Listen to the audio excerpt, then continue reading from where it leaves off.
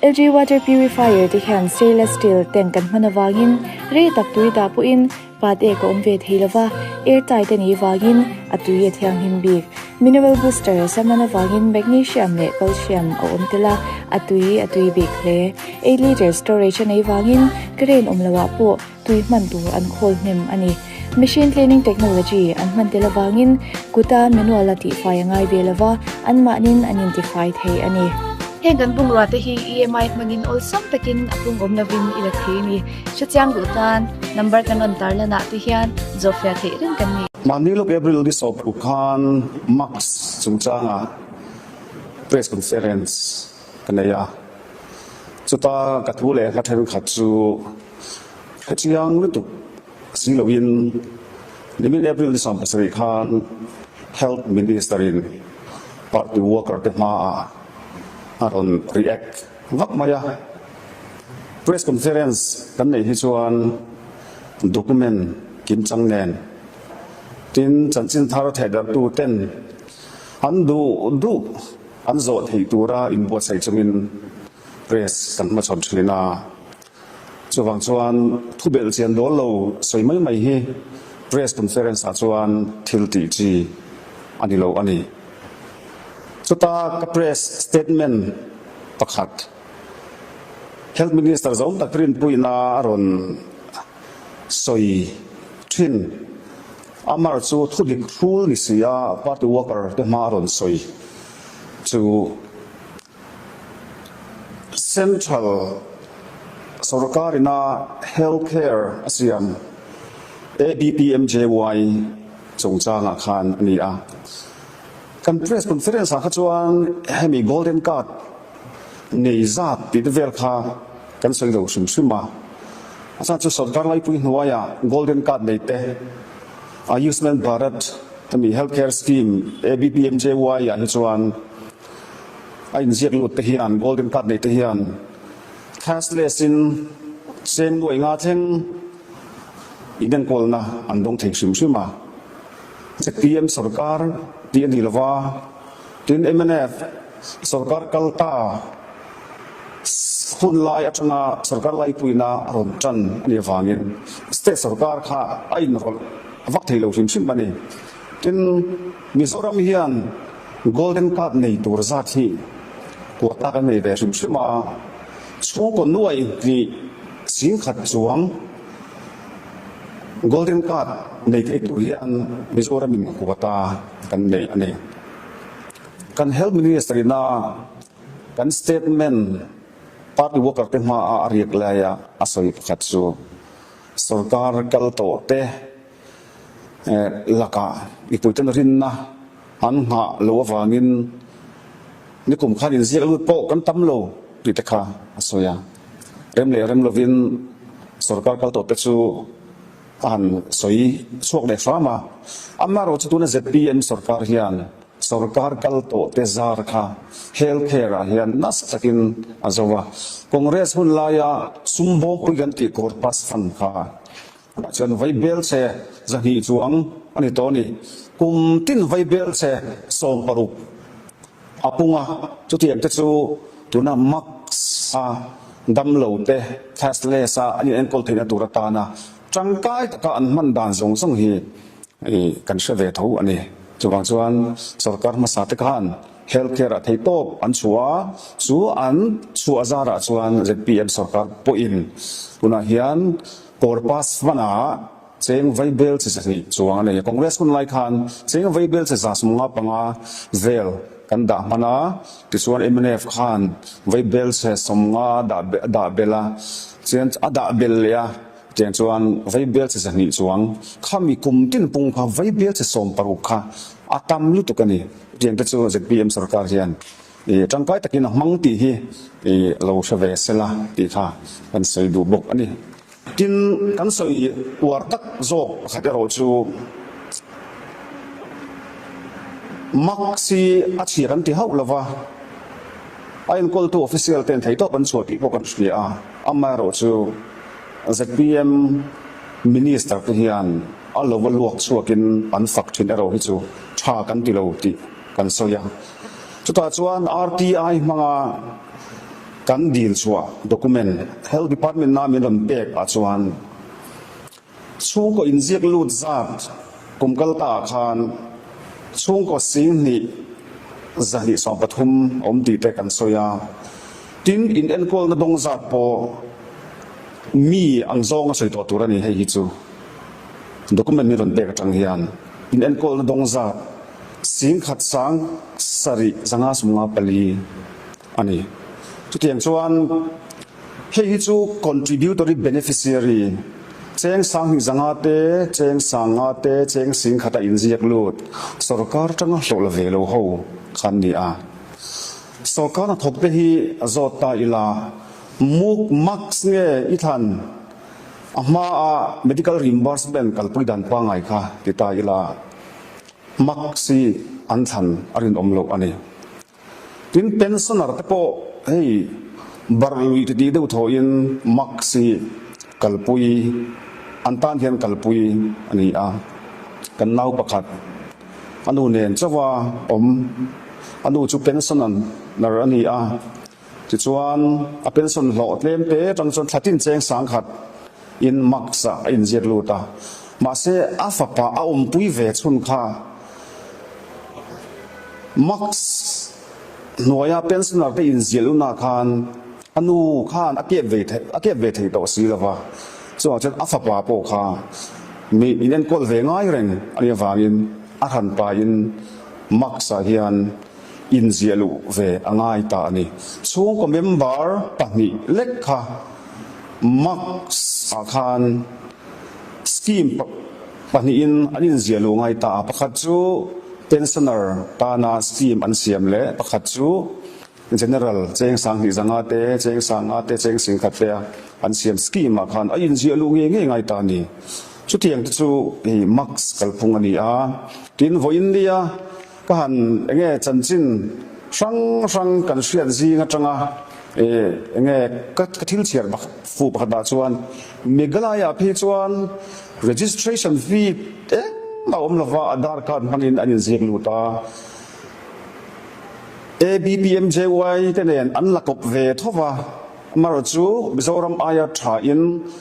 in le changtung zokin nuai nga sing thomin in enkol na an dong thei ani chu tiang chu kan thedam state lo pa po an ti theya ke ni a ero hi chuan mi pui nol pui te ban ha lo tura cheng sang ni zanga te sanga te sing khat pe in zialu angai hi i thalo kan ti a ti tem thei ni se chuan mi pui nol pui hi tun a in an zialu le manga chorpo kan tam don ani kan health minister an hena kangen du khatsu max zomdo hospital kan nei te hi ro se damlo te din hun max mang ve du em ma se mang ve theilo te din hun hi atakin han bu ve ro se evidence of to se la aizol hospital te LRM te Trinity hospital te han to chia se riluru tu na khau tak mai hi anem deu kan basic ani kan du ber chu mi pudeta na rong bor kha ani maya max kha apong ataka social ka congress party chuan kan tum lova congress party chuan hei aya thazo khi kan duang thei ani ti ro hi chu kan lalan tir don ani chu mi puiten an thop na zara pathian kai soina sarkar na kan lo chang ve ani chuan tuna zpm sarkarina akal pui dan ai tha huap zo healthcare mitin te polsam taka rin zialu theina tin iden kol na thatak an don theila khatian kalphung kha khatian policy kha congress party chuan duan kan tum ti kha kan health minister zom tak thosoi han chan le pa in kan soi ani chu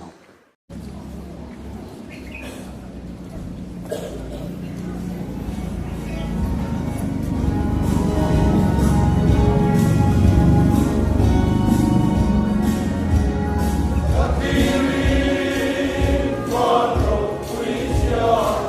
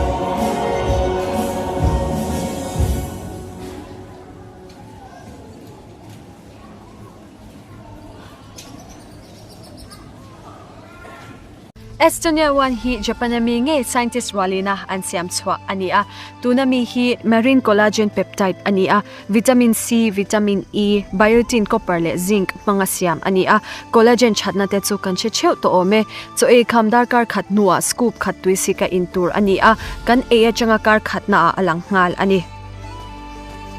tunami hi everyday one ania hi calcium ang maya soi thei ania taksata na supplement chatin reng omkhom na ani bok hi brain one ania anxiety nei tante alzheimer nei tanten HC ania stress na satlai phei chuan nge tura cha ani hi lungs fuel ania swablam chalo thoha nei te ta na damdoi chatak ani tin heng mai ba ka hian damdoi chi sang sang Estonia wana hianin leithein a oma leidu kan omani chuan D3 business enterprise ramhlun norta te engtiklai po in kalchia na zofia thereng ani e